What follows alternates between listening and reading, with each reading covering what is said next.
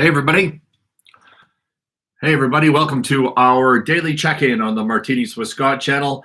If you happen to join us live and you have some questions on anything, feel free to throw them into the chat or just say hello. But in the absence of that, today I'm going to talk about term sheets, how to draft your own and the importance of that. When I was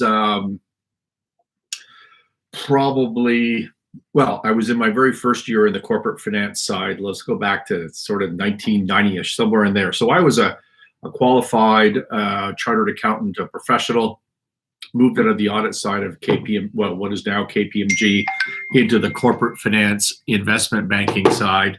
And on my first couple of weeks on the job, I remember a manager of mine whose name I will not disclose at the moment because he was a little bit of a jerk, but he said to me, go downstairs to the floor below and talk to the most senior managing partner and ask him for the term sheet. I, as a qualified professional at the top of my game for my peer class, having audited, Fortune 50 size companies right down to small businesses, audited many transactions, I had literally never heard the word term sheet in my life. Sorry, I just gotta get rid of some notifications here on my computer so I can see you better. I'd never heard the word term sheet, and I was reminded this morning of that because I asked one of my staff what her experience with term sheets were, and she said none. Well, I was probably worse. I had never even heard the word term sheet, and worse than that, I thought this guy was just screwing around with me and was trying to set me up with the managing partner. So I started to argue with him that, is this a real thing or are you just making this up? Turns out it's a real thing. Turns out I was ignorant. So term sheets. Term sheets are really important. Why should you know how to draft your own term sheet? And when should you do that? Well, the answer is when is all the time. Whenever you're making a business deal, whenever you're doing anything that's going to result in a legal contract, you need to do a term sheet first. You're smart to do a term sheet first.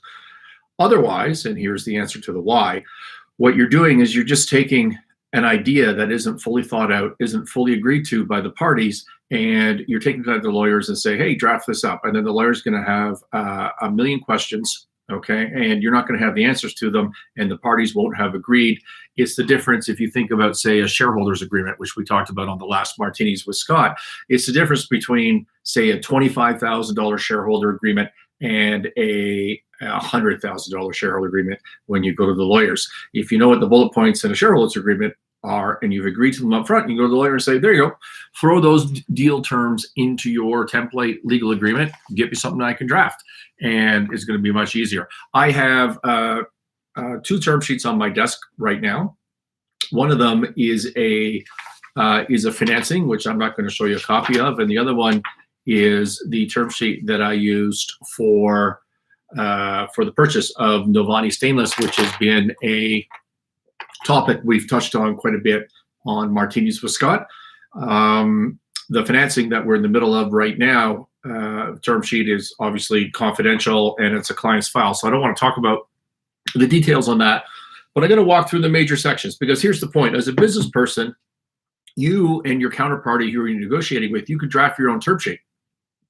Just do it in bullet points. You don't have to be overcomplicated about it.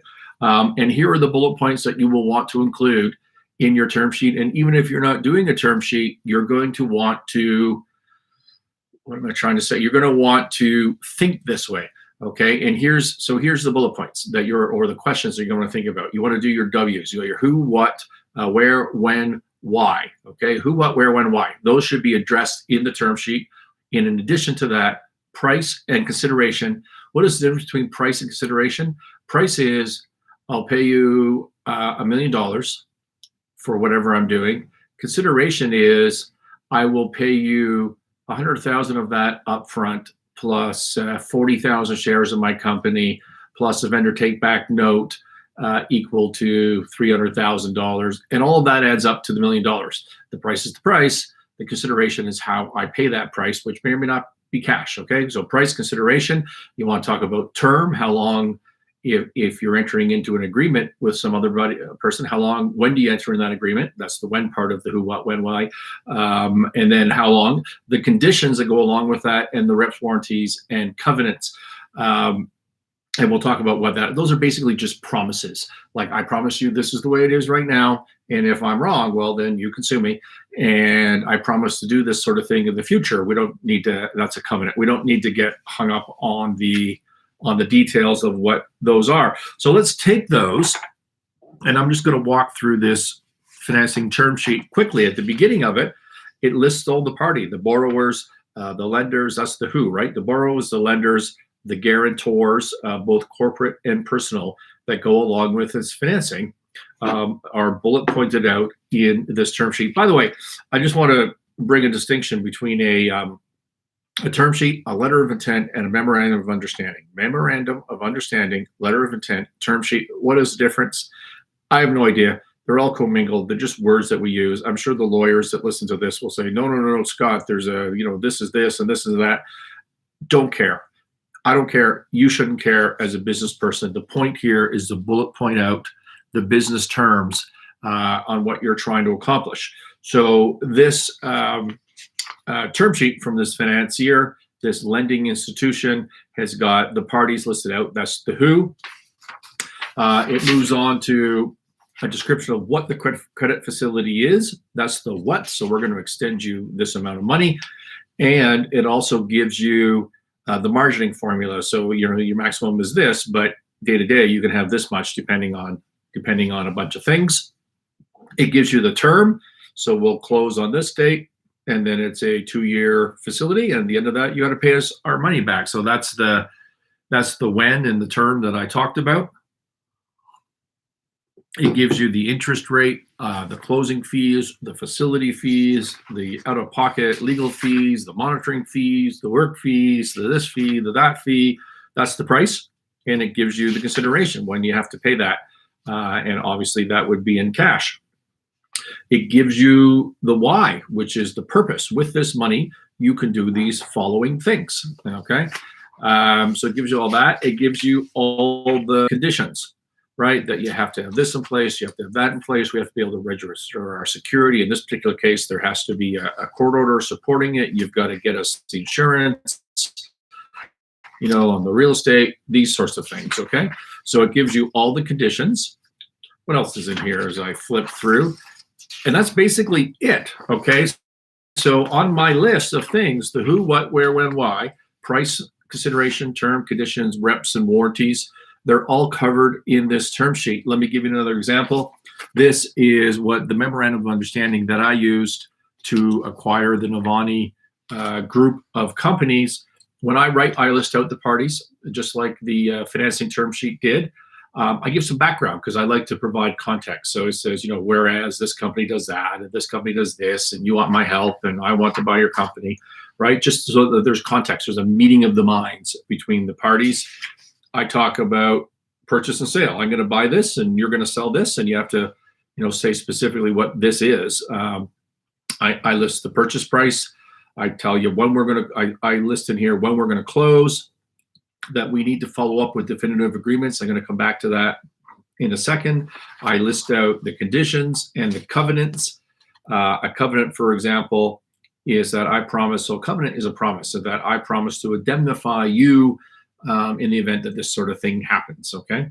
I list out the reps and warranties, who's going to pay the costs, and that's it. So this was a 3-page bullet point, and I called this a memorandum of understanding, not a term sheet. Again, I don't want to get hung up on that detail. I had everybody signed it. I said, these parts are binding, these parts are not binding, and then we send it to the lawyers and say, there's our deal, draft it up. And then the lawyers got 3 or 4 questions because I'm not a lawyer, so maybe my drafting isn't perfect, but it gets the deal done, and it gets it done quickly and efficiently. And if you're not thinking that way, you're going to miss stuff. And if you're not documenting it,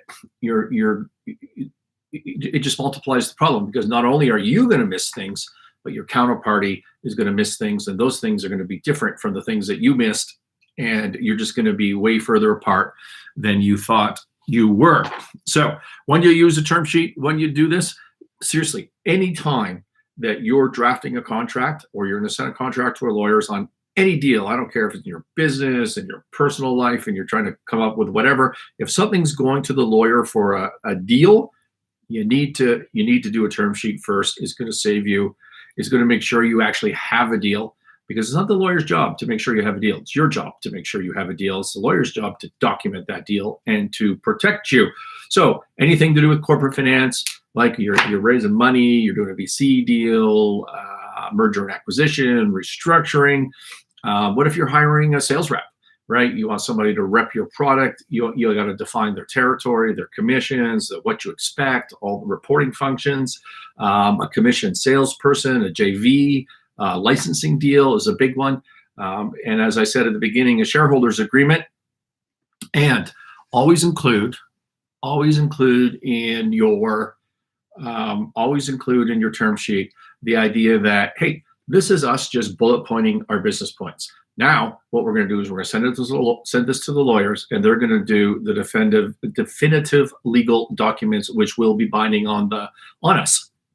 I remember, always made me laugh a few years ago. Actually, not that long ago, 4 or 5 years ago. I was in Cairo, in Egypt, and we're working on a deal there where we could license from the government a lot of desert land for reclamation, because they have a bunch of funding from the World Bank, and there's the Nubian Aquifer has 150,000 cubic kilometers of fresh water, 300 to 1,000 meters, 300 to 700 meters below the surface, which is nothing if you're into drilling for water. And the idea is to reclaim the land, create jobs, help the earth, all that sort of stuff. And we entered into a memorandum of understanding with all the bullet points.